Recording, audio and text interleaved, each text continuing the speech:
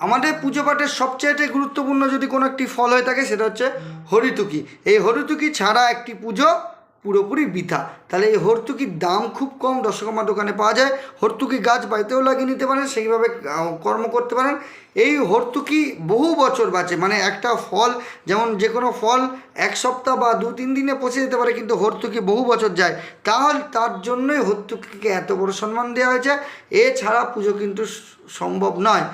এই হর্তুকি আমরা কোন কাজে ব্যবহার করব?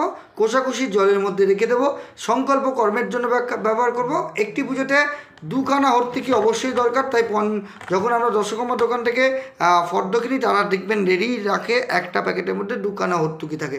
তাহলে একটা আমরা সংকল্পের জন্য ব্যবহার করব এবং একটি আমরা কোষাকুষির মধ্যে রেখে দেবো। এছাড়াও হর্তুকি আরও কর্মে ব্যবহার করা হয়। কোন কর্মে? যখন অধিবাস করা হয় তখন ফল যদি না পাই, হর্তুকি দিয়ে আমরা কাজ করতে পারি। এই ছিল আজকের ভিডিও।